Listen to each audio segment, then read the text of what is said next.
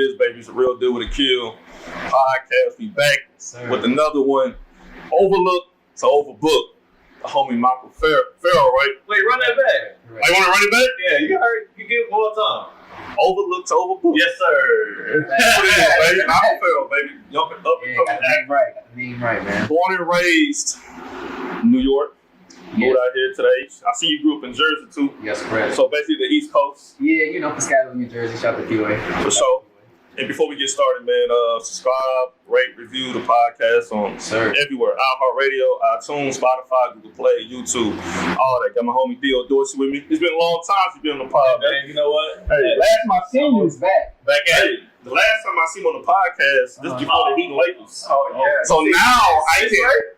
So no. So this what happened. So I said Lakers, you know, LeBron, 5 games. So he been running ever since the Heat lost. I feel like everybody knew the Lakers was gonna win though. He didn't know. He was a Heat fan. This is the thing. Nah, I get that though. This is the thing. I'm a ride with my guy. Yeah, you know what I'm saying? He's more fair weather, you know. Yeah. And he's a LeBron guy, so he's wherever LeBron goes. Me, I'm rolling my boys. Still Heat coaching. We getting Giannis for coming back. Oh my God! See, it's crazy. So I don't want to make it too much of a sports podcast, but ever since, every time LeBron wins something, everybody, hey, we're gonna be back. We're gonna pick up KD. Go ask Golden State. That's what they did. They beat us like that. Everybody trying to assemble their own super team. Man, that's what it is. But hey, that's the last time I see you. I'm glad you back on the pod. Y'all won. Yeah, appreciate it. Y'all won. Hey. And but this thing, we got the homie here. Yeah. Last project you was in was called Tijuana Jackson. Right. How was that shoot? Because Tijuana Jackson, I want to get everything straight. Tijuana Jackson, Purpose Over Prison. Right. And it's on Apple TV. Yes. And it came out July 31st. Yeah, July 31st. So how did that come about?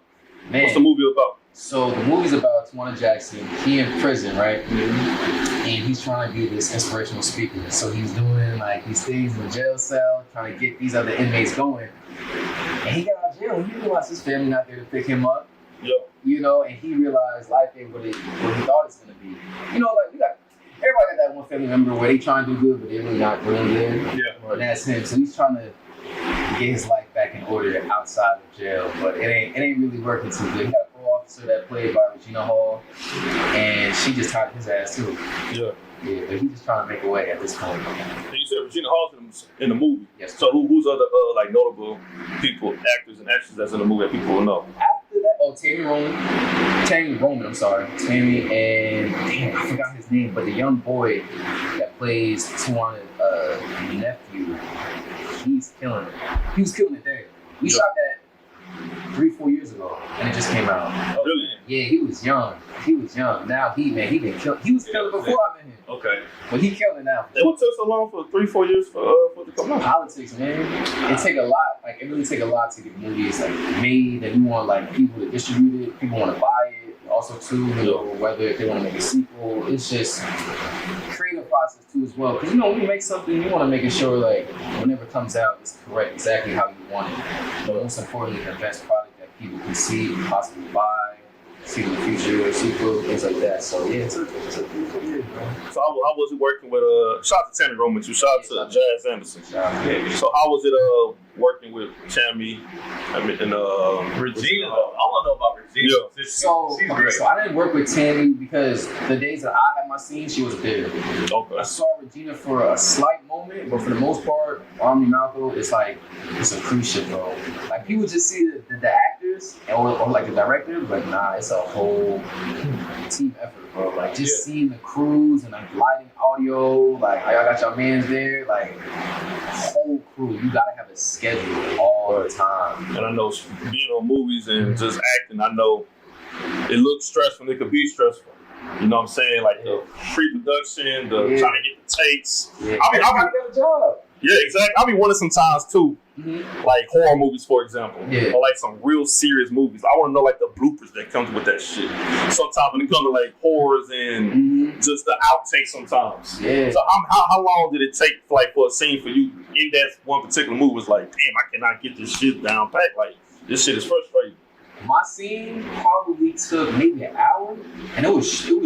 It was one of the shortest scenes in it because I was interviewing the 2 other actors that were supporting the movie. But it's the simplest things y'all think would take, you know? Yeah. It took an hour. You gotta get the lighting right. You gotta get different shots. You gotta get the camera on me. Then you gotta get the camera on y'all. If I'm interviewing you, you see what I'm saying? Like different shots, different angles. So yeah, it took like an hour and a half for sure. So let's backtrack then. So growing up, you went to school for U of H for journalism. Correct. But your real passion was acting. Yeah. When did you know like your calling was like, all right, let me not do the journalism route and let me get into acting? So I've had the acting bug since young, but I was really into sports, but I just didn't know how. Well, I was shy too as well. When it came to acting, like I loved it, but I know how I got on the TV screen. Like I thought it was cool, but I never was like, hey mom, like I'm trying to act. But I was always watching movies in my basement growing up. But once I came to here, it was, when we turned 18, it's like the beginning of the end of our lives. Oh, yeah. We started college. Shit. Yeah. That was the shit. I was like, nah, I need to stop playing with myself because I really love movies. I really love acting. Yeah. And I started classes and I was trash. But mentally, I still stuck with it. Yo. Like, no one pressured me to be an actor. That's I feel like that's my God-given talent for acting because I naturally love it. Yo. You know? So for you though, I mean, I read somewhere that when you got into U of H, you had a little bit of a stumble there with getting into the acting program, and that's what got you into broadcast journalism, or what happened there? Now, how much did you doubt it though? Because you being 18 years old, knowing that's your dream, knowing that's where you need to go with it, you're like, yo. So I'm not like. Listen, I pray that no one still has that audition because that shit was dumb trash. I ain't gonna lie to you. Yo. And I think I reached out to them like, hey, I'm trying in the theater program, and it was like, it just closed, but if you submit something, still will accept it. But I've never done theater before, so it was like, recite a theater piece. I'm like, all right, it was dumb trash. Being an actor I know now, looking back, I'm glad they denied me because that was me. You know how you are now. Yeah, exactly. But do you think it could have been what could have been different if you did go through the theater program as opposed to broadcast journalism? I think the shyness would have gotten out way faster. Okay. I broke out of my shell at UH because on top of the broadcast journalism, I was in SVN and I had like a few shows on campus. SVN? Yeah, that's Student Video Network. Okay, guys. We see you around here, bro. ABC, you call out on the homie shirt. Shout out Food TV, Student Video Network. Okay. That was where I had like 3 shows. Shout out Marcel, shout out to Kara Flag. We ran shows, and that helped me. Even though I wasn't acting, I was still in front of the camera. Of course. Getting that comfortable, that calmness in front of the camera. But I think with the theater, it would have pushed me to really be not shy because you're performing in front of a live audience. Yo. So I think that would have helped my curve a lot more. But it's a bad side sometimes to a theater compared to acting because you're so used to projecting your voice that when you try to do on film, you got to tone it down. So that would have been a learning curve too. Okay, yeah. And it's always like that too. When you look back at your old stuff, you be like, God damn, my shit sorry as hell. Like when I go back, listen, I'm pretty sure when you do news, look at your old reels. You like, man, this shit trash. Yeah. I look back at my old podcast, I'm like, damn, like shaking, bro. That's how it is. So gradually, it's like, all right, you get better and better with time. I cannot. I don't know about you, but I can't never listen to my own podcast. The only time I listen to is when I'm editing it and like promoting on social media. But other than that, I can't really just sit back and just listen to myself talk. You know what I'm saying? So can you do that with your? Can you go back and watch your own movies? The big learning curve was just my voice. I think everybody has that. I hate my voice, and I just had to get used to hearing my voice. Mm-hmm. But I try not to look at my scenes or my auditions because I'm so like ticky-tacky things. Like, oh, like why am I twitching? My eye twitching. But it's subconscious stuff because if you used to watch it, you won't see it. Yeah, like you won't see it. And I'm like, man, that shit was lit. So like, I like to send my auditions to a few people for reassurance. Yeah. But if I was to look at it, man, I can pick a part. I can be there for days. Like, yeah, we need to improve on this, and not shy away from it. But because I'm all about growth. But man, I feel it. Yo. And how many of those, like, you talk about the auditions you do. Yeah. How many of those are you like churning out? Because I know, like in journalism, you think about someone trying to get into the industry. We're sending our tape out to people left and right. Coming out of college, I might have applied to 60, 70 places. Oh, yeah. Got one yes.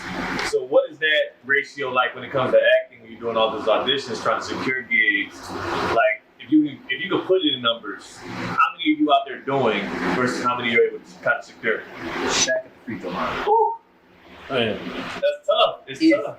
If people knew how many auditions I go on and I don't get compared to wins and losses, y'all would say, why are you doing this? But that's how it is. People just see the wins, but they don't see the losses. Yeah. And on top of that, I tell people all the time, the majority of my projects are in Austin. So on average, if I do get it, I spend like 16 hours on the road. 14 hours on the road. Going back and forth. Audition, drive back. That's 4. And that's like 2.5 hours from Houston, right? 2 hours. Yeah. I mean, you don't want to do it. Yeah. I mean, I'm pedal to the metal with that shit. I'm speaking. Yeah. But yeah, so I get a call back. That's another 4. Okay. Now, if I book it, and if they be like, hey, Malcolm Farrell, can you come for a fitting? Gotta drive there for the fitting, drive back, and then we gotta go back for the shoot. And that's only if we're even shooting in Austin. Sometimes it's around the outskirts of Austin. Yeah. So it's just all about determination. But the win to losses, shit. You would be like, hey, bro. But I'm thankful for return on investment in the projects I book. And it's crazy too because you coming from the East Coast, Jersey, New York. That's acting. That's Broadway. You know what I'm saying? That's where also the greatest actors of all time are from. You know what I'm saying? Not a lot from Houston. Yeah. Did you have any doubts? Was like, man, I'm in Houston.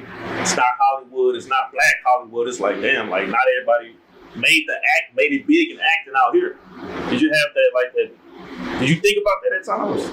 I think that's natural. I feel like how you guys talk about sports and players get traded in different teams. They think about where they're going and how can they win. So in Houston, I knew it wasn't the mecca of acting compared to LA and New York, but I'm the type of person like the grass is green wherever I go. Yeah. That's just true how I feel like I'm gonna get it regardless. And I owe Houston nothing because this is where I took my classes. This is where I learned. Like I'm a hustler. Like, we from the East, so. All you know is go get it. If it's in Austin, then we driving to Austin. But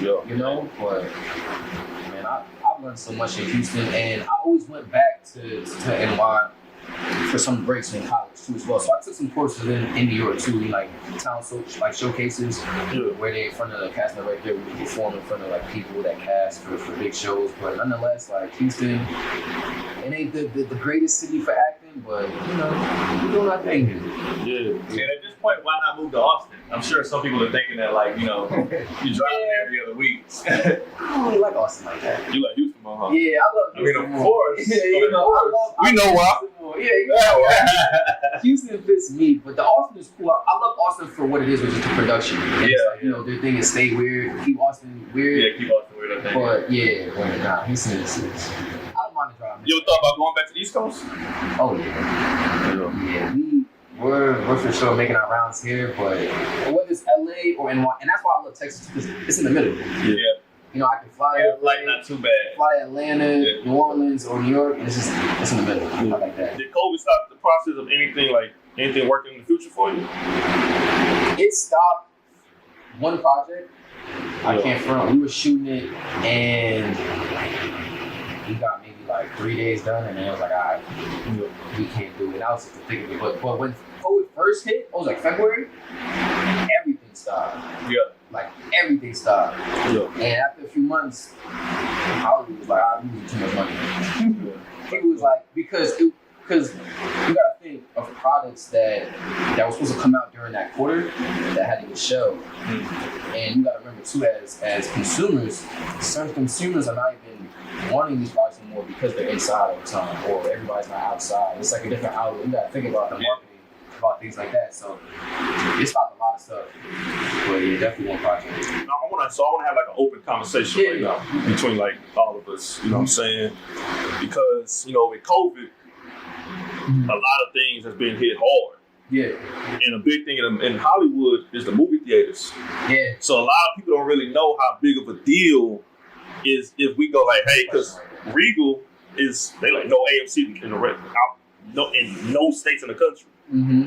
I think the last big movie they had was Tenet. Yeah. You know what I'm saying? That was the only big movie in 2020. So people's looking like they don't really know how big of a deal losing a movie theater. So just all of us that's talking about it, especially you, I want you to go first about this. Is tell the people how big of a deal if we go forward in 2021 and beyond with no movie theater at all, and how it affects Hollywood and the industry. I'm gonna tell y'all now, just like anything else, everything boils down to money. There's a movie theaters, they are losing money. Not just the company that owns that, like Regals or AMC. Like the movie itself is losing money because no one is getting up out their house to go to the movie theaters to watch movies. So it's affecting ticket sales. It's also affecting the market. Like I was saying, Mulan was supposed to be a global hit. Last time Mulan came out was 98, I think. And we were all super young. To the point where, like, man, Mulan had its own sauce at McDonald's. And it was amazing. What is it called? I forgot what it's called. But that's just what it. So if you're taking away the marketing and not dropping Mulan in front of millions of people in a movie theater, they took a major hit, and Disney took a major hit streaming because that wasn't the plan. That was never the plan. And they charged how much for that? Like $30 to see it. 30, and I'm sure they still made some, but like the fact that they knew they had to charge 30 is like, because they were trying to make it up.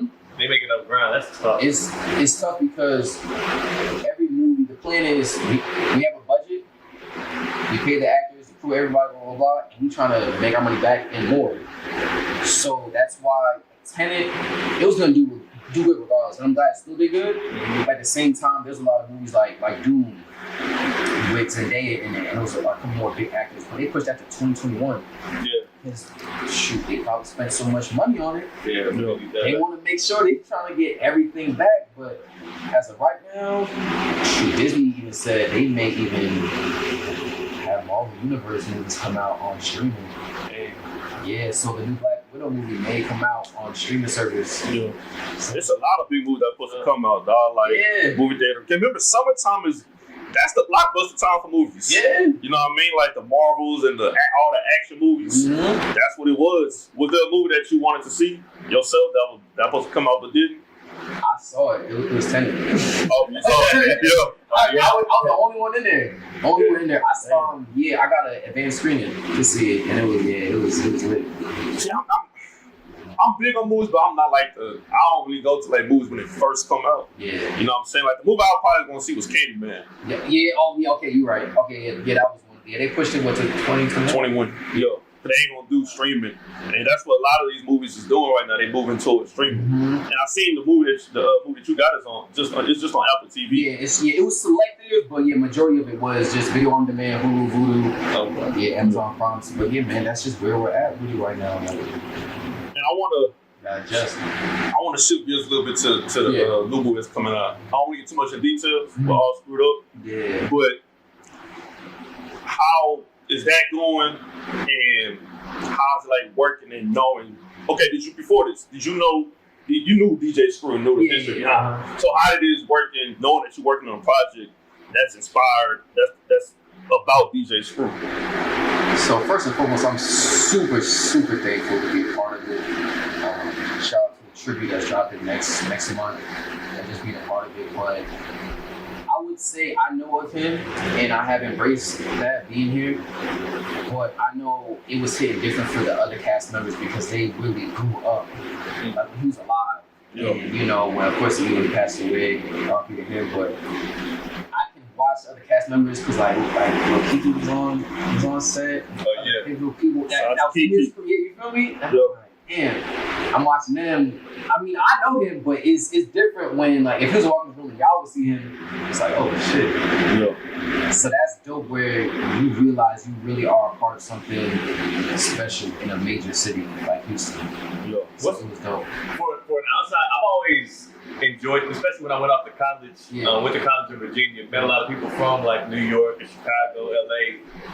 What was your perspective of screwed up music, like top screwed music? And be honest, because you hear it now, so you know everything. But as an 18-year-old, when you first came to Houston, what was your perspective of all the slowed down music? Like, did you know about DJ Screw? Like, what did you generally know about that coach? Because I'm so used to the regular song. Yeah. Like, I can't, because I'm so used to it, hearing it regular. And I'm like, damn, I don't know if I can get with this. And it was like Screwed Up Sundays. Where it's like every Sunday, I forgot the DJ, but like he would play like chocolate screw music. On campus type deal or something? Yeah, like campus.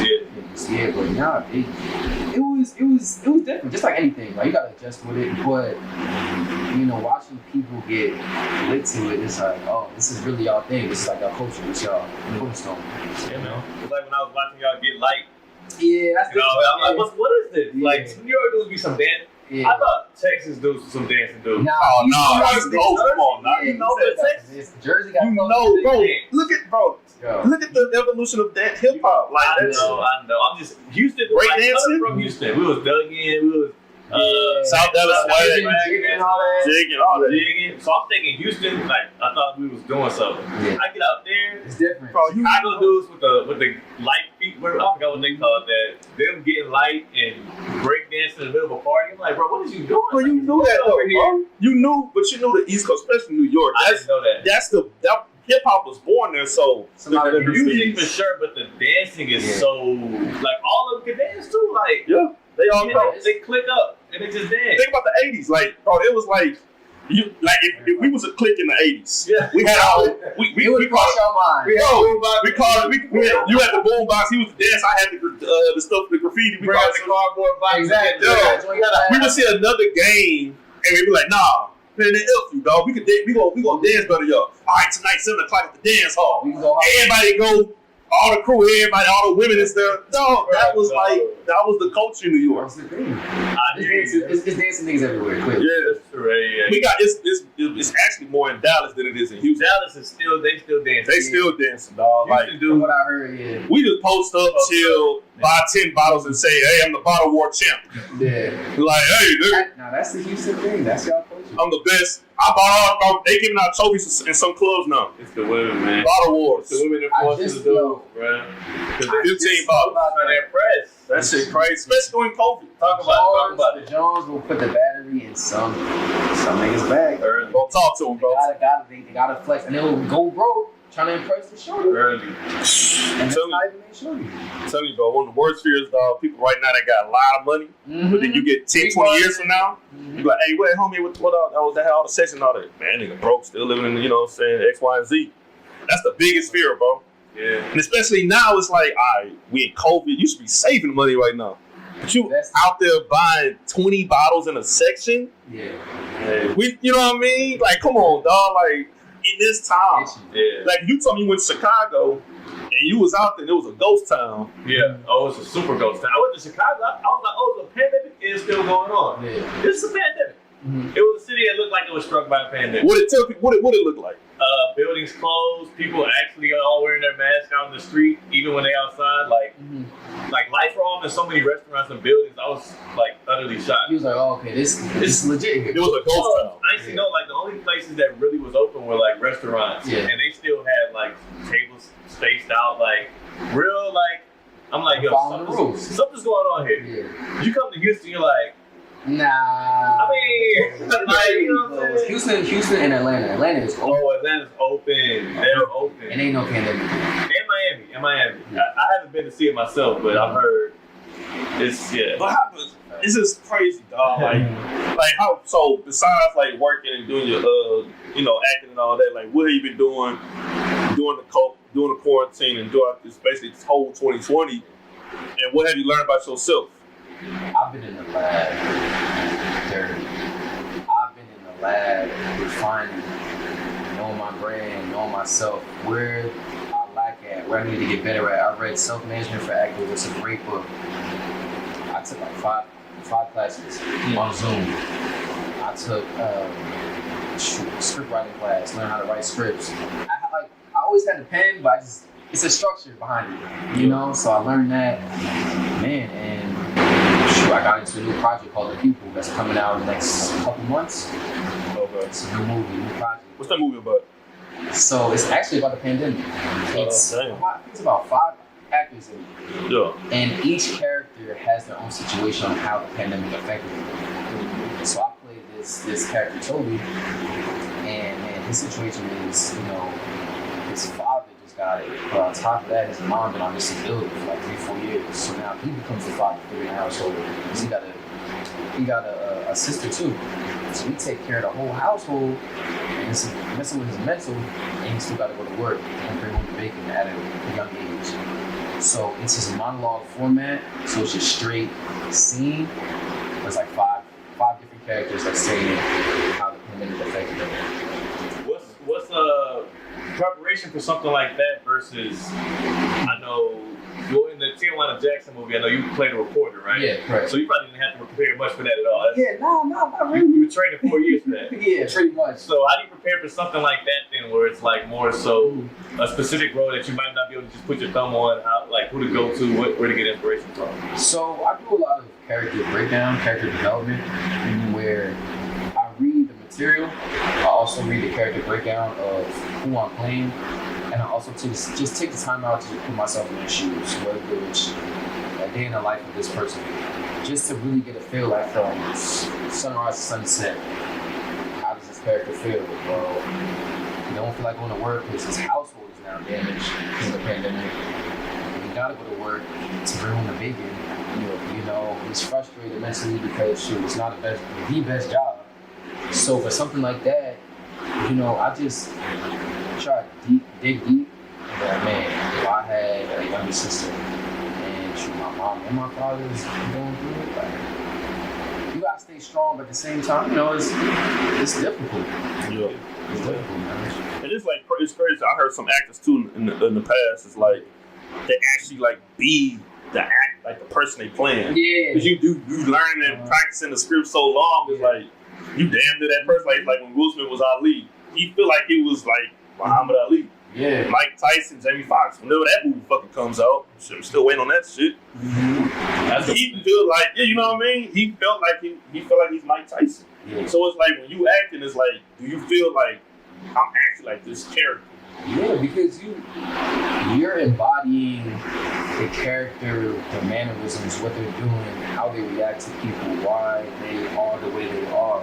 You gotta do it to a T because you don't want different scenes to be like, oh, he's off character, or, you know, why is he acting like this now all of a sudden when the scene before that was this way, you know? So you really have to embrace who you're playing and just be at that same level. Like every scene has to be just that way. Yeah. So yeah, that method acting, man, it's just, you gotta become that person for the viewers.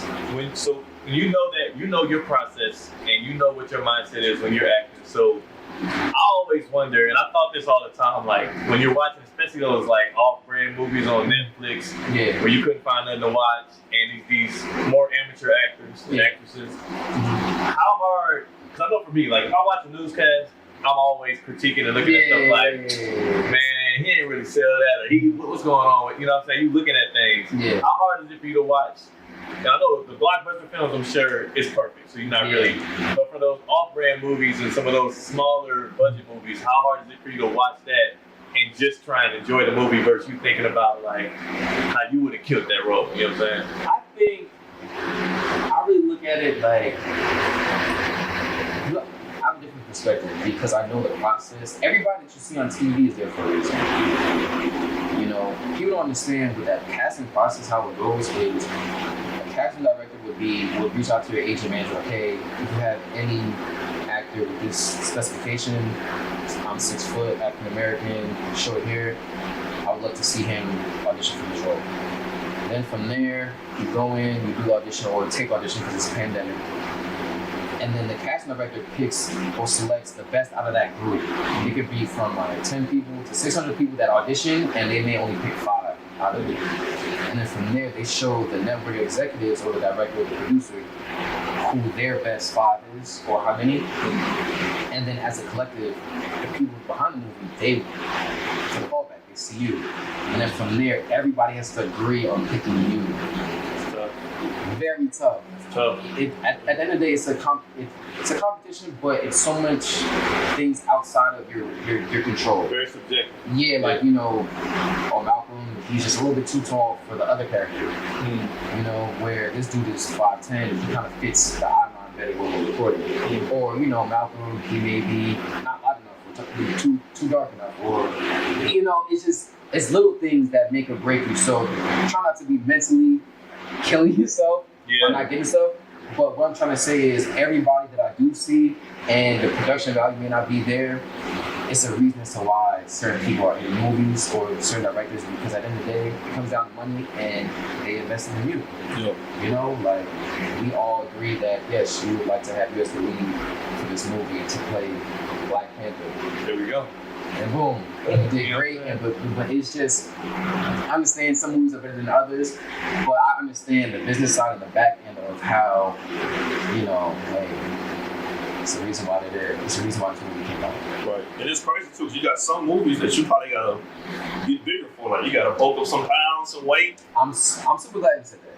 I'm super glad you said that. Sometimes, not saying people know it's gonna be a trash movie or not a good movie, whatever the case may be, but as you coming up, you can't be picky. Yeah. I mean, you know what your brand is. Like, I'm not saying you're an action actor, go do comedy, but I'm saying, you know, when you start coming up, like how you said, sometimes certain movies are fun.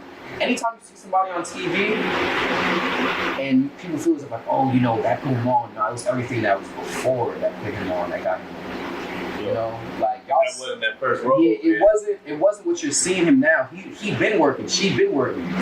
It's just it led her up to this opportunity, and now everybody can see it. Yeah, but it's just as an actor, you have to be less of a risk. So it's just like any job. They look at your resume. Oh, what movie was it? Yeah, it was a so-so, but at least they can go see it on Amazon. Yeah. They can go see it on Netflix. Yeah. And that's just how it is. Like how you said, sometimes certain movies lead you up to one that you really want. But you gotta go through certain things. So what's your favorite type of genre you would prefer to play in? I love action. Action. I love action movies, man. Since I was young. Probably my favorite movie is Mr. and Mrs. Smith. Because it's an action movie. Brad Pitt. I love the chemistry though. Angelina Jolie and Brad Pitt, the chemistry is just like, are they even acting? Yeah. You know? That movie was cold. That makes sense. Man. That makes sense. It's a great balance. It's just, and the thing is, I don't think none of them would even put that movie in the top 5. This is Brad Pitt. He got Fight Club. He got Ocean. She got so much movies. And then you got Tomb Raider. Yeah, that's what I'm saying. That put her on the map, and she been acting since she was young. Yeah. But I feel like Mr. and Mrs. Smith won't be in the top 5, but man, it's just the chemistry. It's one of the most underappreciated movies in our generation. That Mr. and Mrs. Smith, man. That was very cool. They had some good scenes in that episode. Yeah. I can still picture, like, I remember the fight in the house. Yeah, they got a lot of great actors and actresses. Vince Vaughn's in there. Kerry Washington is in that movie too. Yeah, that was her like assistant. Yeah. I had to see it again. Yeah. But it always kills me when I watch old movies back and see actors. Mm-hmm. Like when I watch Hardball, like Michael B. Jordan. I said it. Yeah. I didn't know that, bro. I swear, I'm like, that dude, that kid looked like Michael B. Jordan. I did not know that was Michael B. Jordan. I looked it up like 2 years ago. I looked it up. You said who? Steve O'Brien, his man's in real life. Steve O'Brien, he's the co-host on Ridiculousness with Rob Dyrdek, the black dude. He's in that movie? Yeah, he's in that movie too. Hold on, wait. One of the kids? Yeah, one of the kids. He in that. I found that. What's Ridiculousness? Yeah, What's his kid? he's in Hardball. I need to see that. Yeah, they best friends in real life. Yeah. I think. So what's his name? Steve O'Brien. That's wild. If I'm not mistaken. No, he was in Hardball? Yeah, he was one of the young kids because they was on set together. Let me see. That's dope. I'm looking it up right now. Yeah. Steve O'Brien. Okay. Hold on, he's the older brother. Let me see. Oh, he's the younger brother. Yeah. He's the younger brother? He's G-Baby? No. He's one of all the baseball team. He's one of them on the baseball team. Oh, he was on with the glasses? With Michael B. Jordan. He was on. He was big, bro. That's him right there. That's him. He was G-Baby's big brother. No shit. He was G-Baby. Yeah. No shit. That's crazy. That's crazy. Yeah. That's wild. Damn. That is crazy. It's crazy going, like looking back, like you said, because you think that this put them on or that, but like you said, it could be some way. Like some people thought Fruitville Station put Michael B. Jordan on. I mean, that was like his calling, but Hardball was like one of his first movies. And look, and even then, you know, even in that situation, Michael B. Jordan was on his way up, still working and stuff, and Ryan Coogler just graduated from school. And he got to snag Michael B. Jordan and do this Fruitville Station that put both of them, you know, the map. But yo, that's how it be. Sometimes independent films or whatever the kids can get the right recognition. Hard, too. Yeah, That's a classic for sure. yeah, man. That's a classic. You never know where. You ain't want to be in a horror movie? Man, That baby without person shit. Though, yeah. I mean, the thing is, I don't really watch horror films like that. Yeah. I really don't. The last horror film I probably watched was, well, I would watch Candyman. I got to support Black Man. So Candyman for sure. Man, the last horror film I seen was maybe a piece of Saw. And that was the years. What about comedy? I love comedy. Yeah, comedy's not bad too. Yeah. It's not my go-to. It go action, drama, comedy, then horror. Okay. Your favorite action movie ever is Mr. and Mrs. Smith? Mr. Smith. What else? Damn, I watched that. That's the thing. I watch so many movies. Right. Yeah. So I'm not thinking of things. That's all my brother and my nephew do. All they do is just watch movies all the time, dog. All the time. Off rip right now, I'm thinking about Mr. and Mrs. Smith. Yeah. Well, who your favorite actor? I don't know. I got a collective of people that I look to. Oh, like top 5. Like who your? Oh, I think we had a discussion like top 5 actors all the time. damn. That's tough. Yeah. I think mine was. I'm gonna say Will. I like Denzel. Yeah, that's like everybody goes to for sure. I'm trying to see who's in my 5. These are my favorites. Jamie Foxx. Like if they in the movie, you watch it. Yeah, like Chris Tucker. I'm watching. Yeah. You know what I mean? I'm watching Marlon Wayans. I'm watching. How many movies has Chris Tucker done though? He's been between Friday, Rush Hour. Like, look, it was crazy because I go back and look. Uh-huh. So I was watching like a Michael Jackson, like his 30th anniversary concert. Mm-hmm. That was like 2001. Yeah. And at that time, Chris Tucker was the man in comedy. Yeah. So he had, after Friday, it was Rush Hour. Yeah, the Rush Hours. So really, for me, it was really Rush Hour. I like it standing too. Okay. You know what I mean? The Rush Hours though, that works. Yeah, that got me. Because those was classics. Okay. And then I like, I think we had a discussion between Lawrence Fishburne and this other dude, dog. Oh my God. The small eye motherfucker. Oh,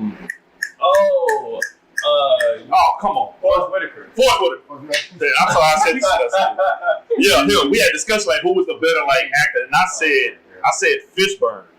Okay. I like Fishburne over Whitaker. I was watching Fishburne movie before I watched the Whitaker movie though. I like Matrix too. Yeah, He's been in so much. To me, he's been in so much. Now, I mean, he's had a great career. It's still going. Still going. He's on Grownish too, so Yeah. I'll have to get back to him that because it's like I said, it's people that I love that I'm not even thinking about right now. That I'm just like, man, I love seeing his performance because the way they adapt. It's all about the chemistry too. I'll be seeing, man. theater. Like especially like I want to know like the sex scenes and the kissing scenes with a woman like. Would a motherfucker like fuck up on purpose so they can still like get an extra kissing scene with that shit? She's bad. Yo, I be wondering that shit sometimes. Come on, man. Think about it. It's true, like real shit. It's like I kiss her 5 more times. Certain scenes they do like 5-6 times. Well, I'm just saying you gonna mess up on purpose so I can kiss this girl. Hey. I didn't kiss her in the All first right, life. all right. Now watch who's like your crush when it comes to actresses. I'm gonna name. All right. I mean, make it good growing up. Right now, like Right now, who you taking right now? That's what I'm saying. Like right now. Let's say your girl Lori Harvey is an actress in a movie, Okay. and y'all in a role, and y'all got a sex scene, kissing scene, whatever. Okay. You gonna do one take, or you gonna be like, shit, hold on. But I'm sure we're gonna do multiple takes anyway. I'm not gonna mess up on purpose. Then I'm gonna look unprofessional. I'm gonna look like I'm If you fuck up, you got 2-3 more times extra. But I mean, I don't need to keep kissing her. I'm okay.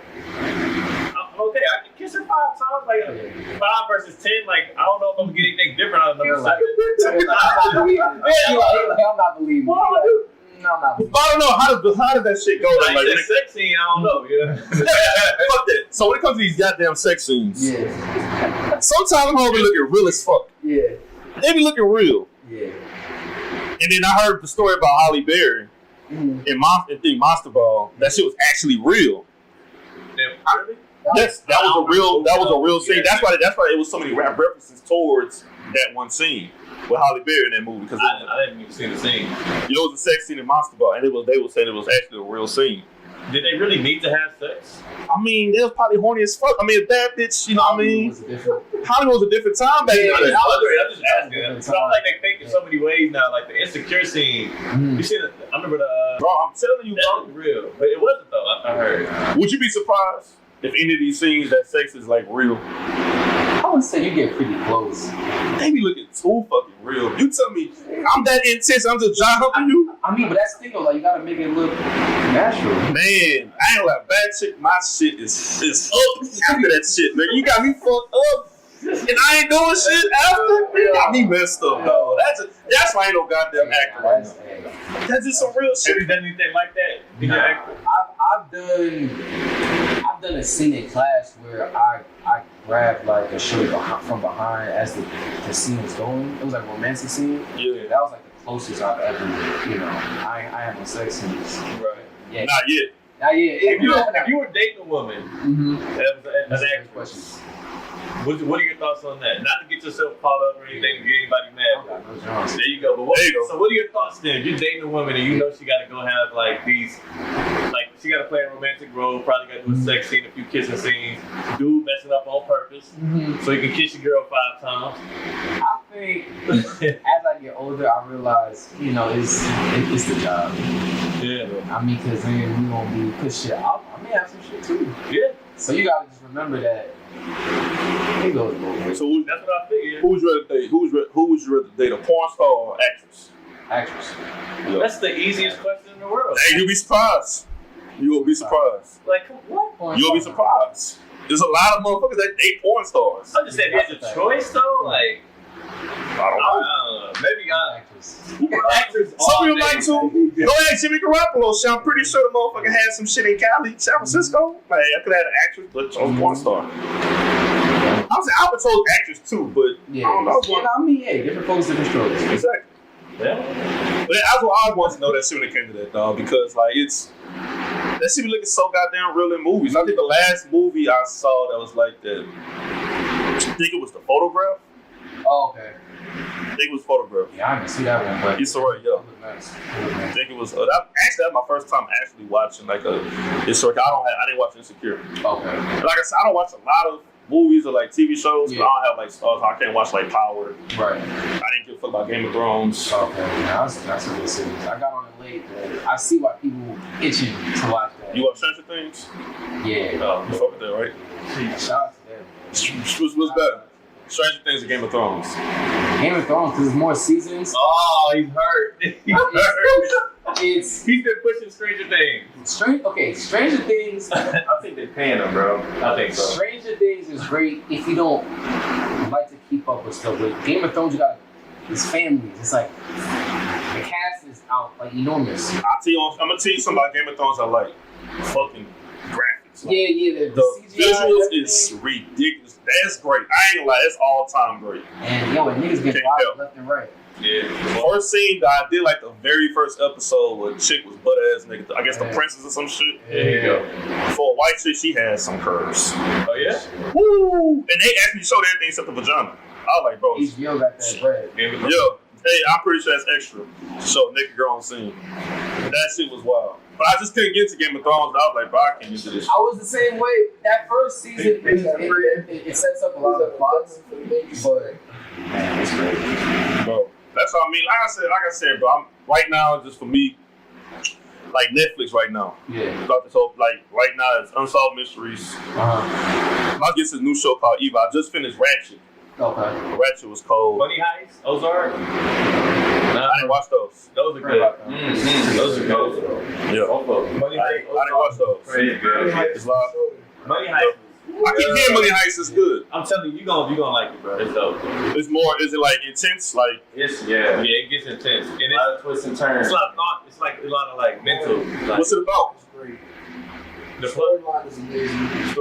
It's I can say it's pretty much a group of robbers. I shouldn't call them robbers, but like one dude comes up with this master plan to rob a Federal Reserve bank, and he gets these groups of people that have specific like skills, talents, and he puts them all together, and they're supposed to like execute this master plan. And then you got him kind of going back and forth with the person that's it's just From there, it just gets too much away. manipulation is hot. Manipulation. Oh my goodness. It's wild. It's wild. It's on Netflix. It's on Netflix. Okay, I'm gonna watch that. When I tell you, it was like, there's so many twists in that joint. Like, I'm gonna get into that. Hey, actually, too, I have a couple of acting scenes in my phone. I'm gonna show you after this show. I did. This before TikTok came out. I got two. I did Training Day. Of course, you know the scene. Everybody know that scene. And then I did the scene with Temptation when David Ruffin, he got kicked out the group. Okay. Hey, I did some great shit now in the past. I want you to tell me how my acting skills are after we done this. I'm gonna watch it. this is Akil. When we get a rapper on, Akil on a freestyle. Yeah, When you get an actor on, he got monologue. Let's do this. We get a basketball player on, we're gonna step outside. Hey, I used to play ball, so that's a different story. Hey, I almost had him in 3-point shot. I almost beat him. But, you know, he was shooting, you know, Texas Southern along. Oh, okay. Oh, yeah. I mean, yeah, nigga shooting. I mean, he just got done shooting around. I think I had on some dress pants, collar shirt. You gonna have to cut to that one for the video. I'm gonna show people. So we're gonna get back to music for a little bit. Sure. So DJ Screw. So Sir. we're gonna get to music. Right. Who's your favorite rappers right now? Man, 21 Project was crazy. That was a good album. That was very, very good. Is it an album or a mixtape? I mean, nowadays, fuck, it's probably that shit. Yeah, it don't matter. Man, I don't know if y'all follow Jay Electronica like that. Yeah. I didn't like that album. I didn't hear the album. The new one? Yeah, the new one. I didn't like it. That Surface? The white, the new one? Yeah. Hold on, So pretty much, what's pretty new? much, he was supposed to come out with an album in 2012. He was supposed to big drop an album. He did it. But the one with Jigga came out. But the one that was supposed to come out in 2012 just resurfaced. It hit the net like 2 weeks ago. Oh, I didn't see this one. Yeah. Hold on, let me see. It's funny they say the one with Jigga because I thought it was supposed to be just Jay Leg album and it was like a lot of This one, written testimony? This one right here, the Patience of Mobility. Yeah. So that shit not on Spotify. Yeah, nah, it's like one of those things where like it hit the internet, but it's not on. Oh, fuck them. Oh, this shit. That nigga don't count this shit. Is it on title or is it on just the internet? You gotta It's on the find it. internet. Okay, man. I'm What like, you said it's called? What? The Act 2, the Patience of Mobility. Yeah, it's on title. That's all. Yeah, that's all for you. I know I saw some recently. Yeah. I forgot title existed. I got that title. Hey, support black business stuff. Exactly, man. It's just I'm fucking sorry that I ain't telling you all you damn subscribers. I already got Spotify. I'm ready to relax. Just Shit. take it easy, big guy. Like, So you hey, said- like, Yeah. You said J21. right now I'm bumping. Man, let's get my phone. Hold on, I'm sorry. I think right now for me, I'm jamming T.I.'s new album. I haven't bumped that. Benny the Butcher new album. Yeah. Conway the Machine. So I'm guessing I'm just naming my fucking top 5 albums of 2020 to me. Royce the 5 Nines. T.I.'s. Already in my top 5. I'm jamming that shit 20 times. Conway, Freddie Gill's new album. That shit hard. Niggas be telling me, I like Lil Baby's album. But all these albums coming out, it's like, damn, I'm getting older, so Lil Baby was talking about some shit. You know what I mean? He was talking some real shit in the album, but I can't put over Freddie Gibbs. I can't put over Royce the 5 Nines. So it's like, it could be 5, but I don't know, man. I'm still waiting on Kendrick come out this year. How you like 21? 21's up. I couldn't put my top 5, but it's cold though. Yeah. It's cold, but not top 5. That shit cold as hell though. I can definitely agree with that. I like Baby's shit, but I also too where I'm at with my career and just in general life, I really do appreciate Big Sean's album. Big Sean's album. All the traction, just like that type of realm. Yo. That's what I mean. Like, cause I gotta stay positive with acting. You feel me? So when I hear certain projects like that, I know it ain't for everybody, but I personally like it because he's saying some shit that I can really fuck with. Yeah. Just everything I'm going through. To me, he's one of the more overlooked. For as big as his name is, he gets the most played, and I don't understand why. Because his music is generally good. He had that one album, Hall of Fame, which was like, That was his first album. I feel like that was like a radio hit and just he was trying to get commercial. Yeah, exactly. I feel like the label was like, hey, you need some heads, Yeah. But Big Sean has some good work. Detroit. To me, his best work is Detroit. To me, and then I like Finally Famous 3 before he blew up. Finally Famous 3 was great. Yeah. Finally Famous 2 was good. I think just his albums just let you down just a tad bit. One of them let you down. That was Hall of Fame. It was a big letdown though. Name another album that let you down. Alright. And then I don't know. I gotta think about it. he had Dark Sky Paradise. That was cold. That was cold. Like, Me and you had a discussion. We was like Big Sean and Meek Mill. Yeah, so we talked about the decade between 2010 and 2020. What was it? It was just like, who's a better rapper? I'm saying Big Sean though. I think I said Meek Mill. And I like his work more. Meek, bro. I can't front that last album. I fuck with it. For Meek Mill? Yeah. Bro, Meek Mill ran away. Dog, his gap of song, because I said, we all agree, song of the decade in 2010 was Dreams and Nightmares. Yeah. Like, that gap between that song and another song being the song of the decade is like, oh, we still playing that shit now. Yeah, I'm tired of that. I mean, It just gets so like, you out somewhere, you celebrate, you with your people, and that song's coming at the right time. yeah. You know what I mean? Like, But you gonna rap it, come on, you drunk, you gonna rap it. You gonna rap some of it at least. yeah. You gonna say a couple bars like if your boy grab you like you I love you, nigga. You my nigga. You know you joking shit. You trying to talk. I love you, nigga. You my nigga, dog. It's going down. And y'all hold on, yeah. That's all. Hold on, wait a minute. Come on, now you know. Come on. Yeah, Pushing you, boy. See, sober Malcolm is like that shit. Man, when you probably do you drink? Not really. Not really. I mean, because with the pandemic and shit, you know. Oh, okay. I'm about to say, you celebrate, you turn me like, man, this whole hole. Yeah. All right, but I get where you coming from because I just can't jam it in my car. Yeah, oh no. Right now. It's more so like I'm out somewhere. Like I'm out somewhere and I've never pressed play on that song myself. I just never have. It's just always on at the club or something like that or the party. But the funny thing about that was that when that album came out, everybody thought that shit was like the only good song. Now I went back to like a couple months ago. It was more songs on that album that was actually pretty good.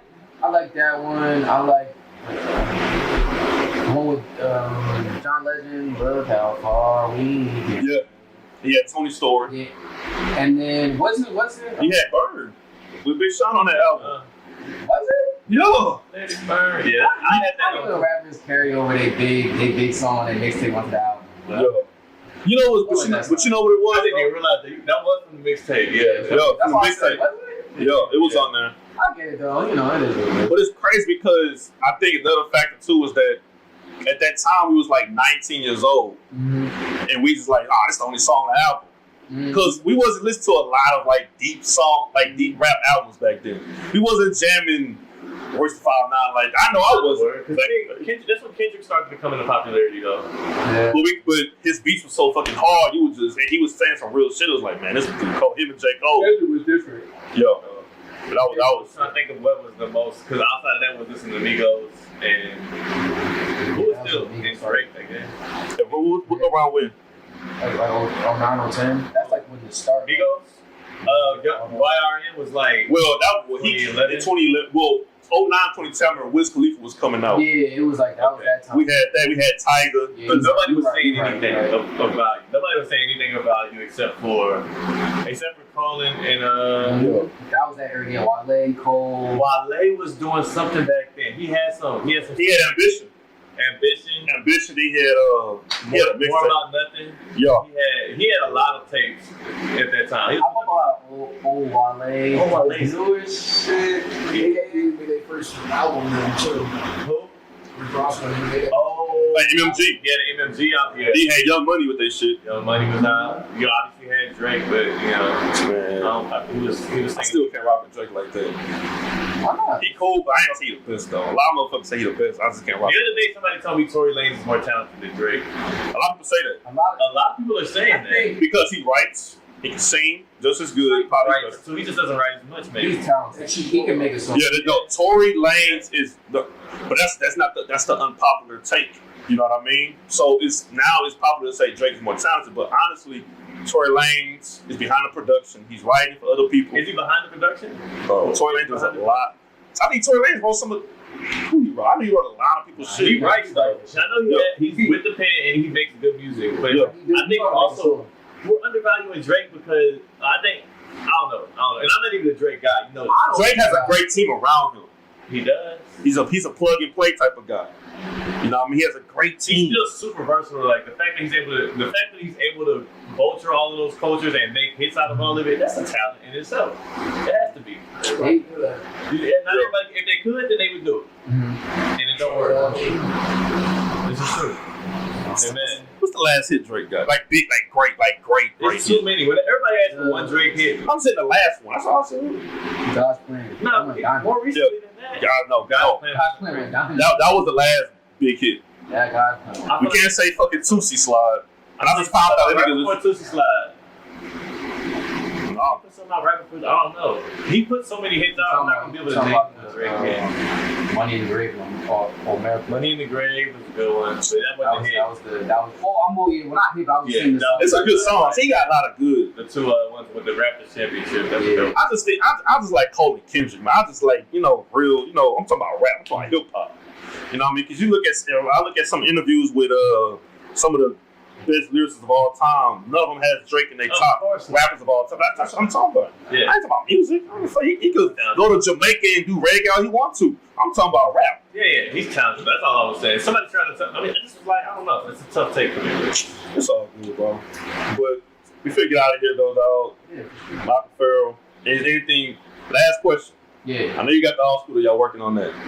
Is there any more things you're working on that you can tell the people? Yes, I'm working on The People. It's coming out in the next 2 months. We're still editing it, but that's coming out in the next 2 months for sure. Got a couple other things too that's coming. But y'all can see that. Y'all can follow me on Instagram, Malcolm Farrell, MALCOLM, FARELL. That's everywhere, Twitter, Instagram. But yeah, as of right now with the pandemic, I can't really speak on too much of certain things, but The People's coming out, like that's the next for sure. Yeah, man. I'm glad to have you on, but yeah, you can always come back on. Appreciate you. You know what I mean? I feel like I'm at home right now. Oh, big chillin'. You gotta sign your name on the wall too, dog. You gotta find some. We'll make some room, make some real estate. Hey, shout out to Ashley for making this happen too as well, man. Oh, yeah. Sure. And she gonna need to come out here for NBJ next year as well. Pray to God we have NBJ next year, man. Michael Farrell, Theo Dorsey, AK, Riddle the Kill podcast. We out.